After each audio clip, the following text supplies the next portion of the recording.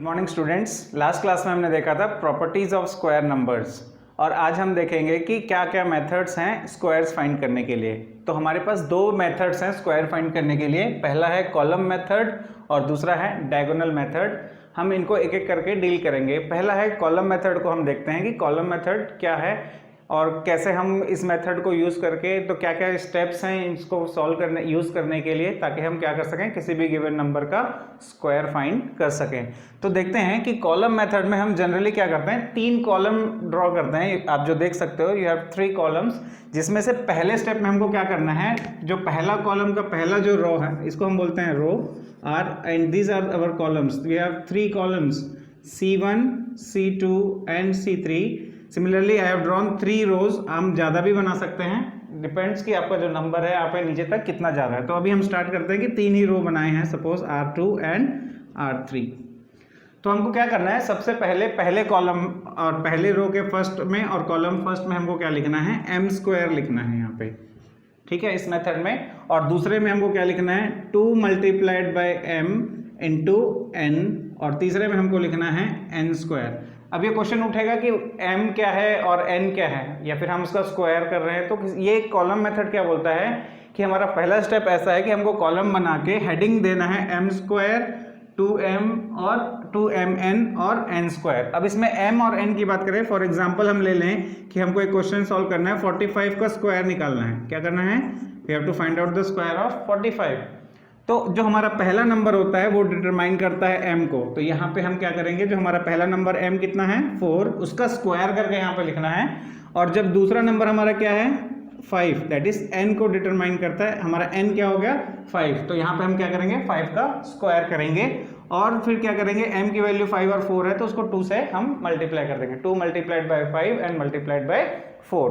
तो ये हमारा पहला स्टेप हमेशा क्या होगा, हमको क्या करना है, हेडिंग के अंदर रखना है। हमारे 3 कॉलम्स में एक m स्क्वायर हेडिंग है, एक 2mn हेडिंग है और एक n स्क्वायर की हेडिंग है।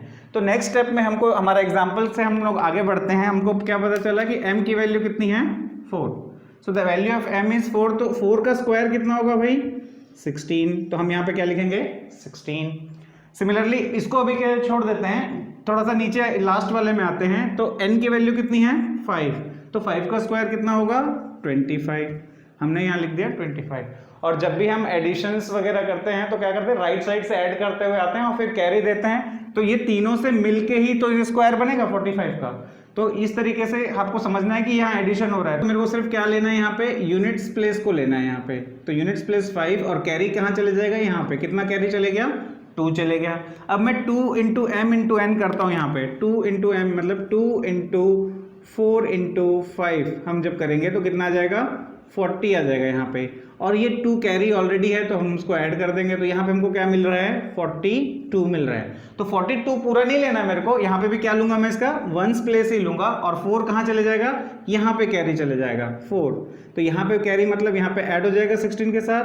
तो ये क्या बन जाएगा, नेक्स्ट स्टेप में 20 बन जाने वाला है। उसी तरीके से हम यहाँ पे क्या लिखेंगे, यहाँ अंडरलाइन नंबर क्या था 42, तो हम यहाँ पे सिर्फ क्या करेंगे 2 को यहाँ पे अंडरलाइन नंबर लिखेंगे। और यहाँ पे सॉल्व करने के बाद कितना आया था 25, तो 5 को अंडरलाइन, यहाँ पे 20 को अंडरलाइन करना है, यहाँ पे 2 और 5। और लास्ट स्टेप में हम क्या करते हैं 20, जो अंडरलाइन नंबर है हमारे उसको हम एक साथ लिख देते हैं। कहाँ से, लेफ्ट से राइट लिख सकते हैं, 2025। तो ये हमारा स्क्वायर हो जाएगा किसका 45 का स्क्वायर, 45 का स्क्वायर। तो इस तरीके से इस मेथड से हम क्या कर सकते हैं, किसी भी गिवन नंबर का क्या निकाल सकते हैं, स्क्वायर निकाल सकते हैं। लेकिन एक लिमिटेशन है इस मेथड की, वो लिमिटेशन ये है कि ये सिर्फ 2 डिजिट नंबर के स्क्वायर्स निकालने में आपकी हेल्प करता है। जो हमारा नेक्स्ट जो मेथड होगा वो क्या करेगा, वो उसके लिए ऐसे कोई लिमिटेशन नहीं है। Any given number of digits होंगे उसका हम स्क्वायर निकाल सकते हैं यूजिंग डायगोनल मेथड। तो अब देखेंगे कि डायगोनल मेथड क्या है। तो अब देखते हैं हमारा नेक्स्ट मेथड, जिसको हम बोलते हैं डायगोनल मेथड। इस मेथड में हमने पिछले मेथड में क्या लिमिटेशंस देखा था कि हम 2 डिजिट नंबर्स के ही स्क्वायर हम निकाल पाते थे। इस मेथड में ऐसा कोई लिमिटेशन नहीं है। फॉर एग्जांपल हम लेते हैं कि 3 डिजिट नंबर ले लेते हैं, सपोज 1 2 4, इसका स्क्वायर मेरे को निकालना है सपोज। तो हम देखेंगे कि कैसे निकालेंगे इसको, 1 बाय 1 स्टेप वाइज देखते हैं। पहले स्टेप में हम क्या करेंगे, स्टेप 1 में हम सबसे पहले क्या करेंगे, जितने डिजिट्स हैं 3 डिजिट्स हैं तो हम क्या करेंगे कि एक 3 कॉलम का स्क्वायर बना लेंगे। हम कॉलम कितने होने चाहिए 3, और उसको हम ऐसे 9 सब स्क्वायर्स में डिवाइड कर देंगे। तो देखेंगे तो हमारे पास कॉलम 3 है, क्योंकि 3 डिजिट्स हैं इसलिए 3 जितने डिजिट्स उतने ही कॉलम हमको लेने हैं इस डायगोनल मेथड में। और हमने क्या करे 3 कॉलम बनाने से ये 1 2 3 4 5 6 7 8 9 क्या हो गए हमारे पास सब स्क्वायर्स हो गए।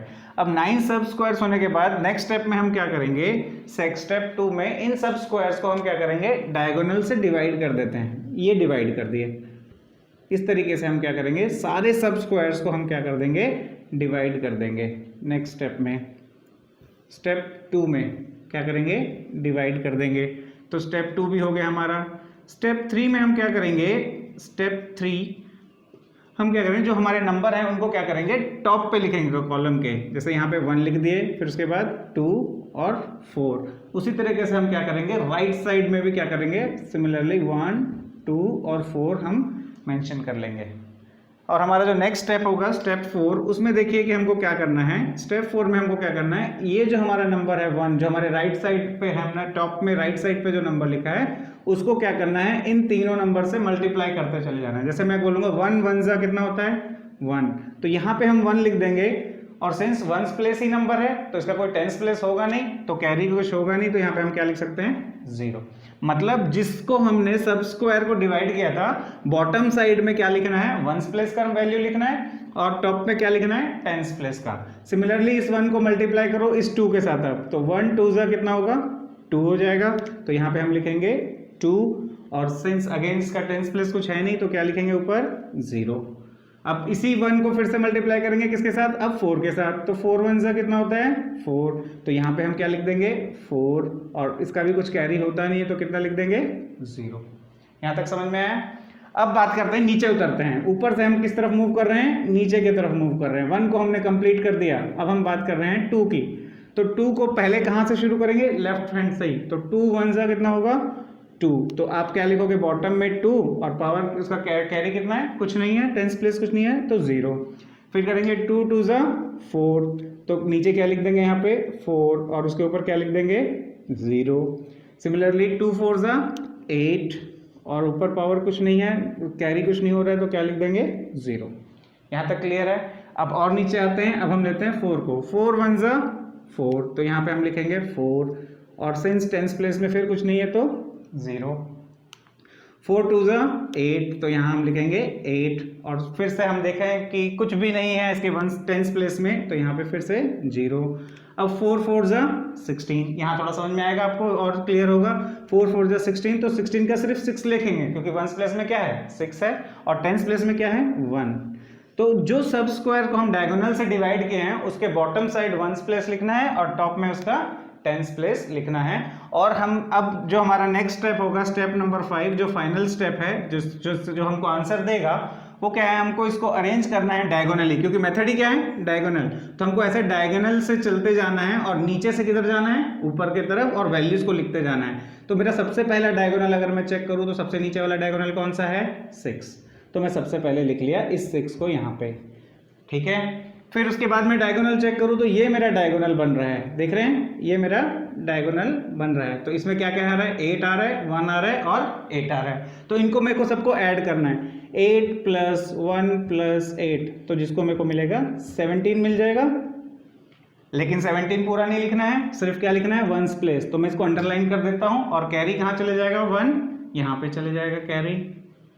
क्लियर है यहाँ तक। फिर हम क्या लिख सकते हैं, इसको चेक करा जाए तो 4 + 4 8 + 4, थर्ड डायगोनल यही है ना मेरा, 1 के साथ आ रहा है, 1 कैरी था और 4, फिर 0 4 0 4, ये मेरा नेक्स्ट डायगोनल है। ऊपर की तरफ जाते जा रहा हूँ तो मैं क्या लिखूंगा 1 + 0 + 4 + 4 + 0 + 4, तो मेरे को कितना मिलेगा 13।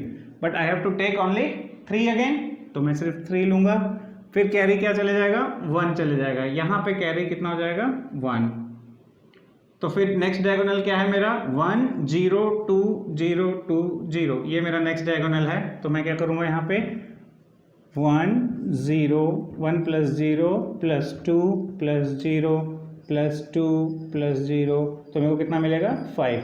अब इसमें तो टेंस प्लेस है ही नहीं, तो सिर्फ यही नंबर को क्या करना है मेरे को अंडरलाइन, ये मेरा अंडरलाइन 6, ठीक है। अब मैं लास्ट में यहाँ पे पहुँचता हूँ ये वाले डायगोनल में, तो 0 + 1 + 0, क्योंकि कुछ कैरी तो आया नहीं यहाँ पे, तो 0 + 1 + 0, तो 0 + 1 + 0 कितना आएगा भाई, 1 ही आने वाला है, 1। इसको भी अंडरलाइन करके रख लेते हैं। और ये जो लास्ट डायगोनल है ये क्या है, 0 है, तो 0 से कोई नंबर हम स्टार्ट करते भी नहीं है, और आप लिखना चाहो तो लिख भी सकते हो। इसको अरेंज कैसे करना है, नीचे से ऊपर।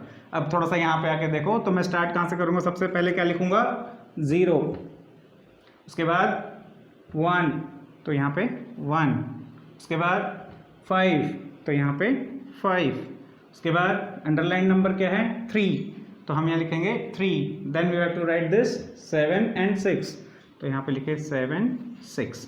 तो 0 पहले लिखने का तो कोई मतलब नहीं होता है, तो इसलिए हम सीधा क्या लिखेंगे 1 5 3 7 6, जो कि स्क्वायर होगा किसका 124 का स्क्वायर करेंगे तो हमको मिलेगा 1500 एस आंसर।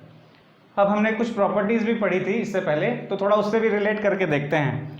हमारा जो स्क्वायर्ड नंबर है जिसको हम स्क्वायर करने वाले हैं, उसका यूनिट्स प्लेस क्या है, वंस प्लेस क्या है 4। और हमने प्रॉपर्टीज़ में पढ़ा था अगर जिसका स्क्वायर्ड नंबर का वंस प्लेस अगर 4 है तो उसके स्क्वायर नंबर का जो वंस प्लेस होगा वो 6 ही आएगा। तो यहाँ से आप चेक कर सकते हैं इस प्रॉपर्टी को।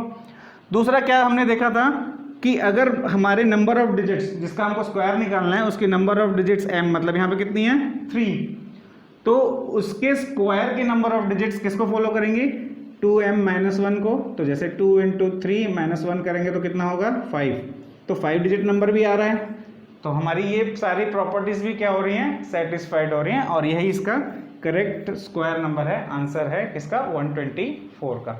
तो इस तरीके से ये मेथड क्या बताता है हमको कि जरूरी नहीं है कि 2 डिजिट हो, 3 डिजिट हो, 4 डिजिट, जितने भी डिजिट हो उसका स्क्वायर निकालना है तो हम कौन सा मेथड यूज कर सकते हैं, डायगोनल।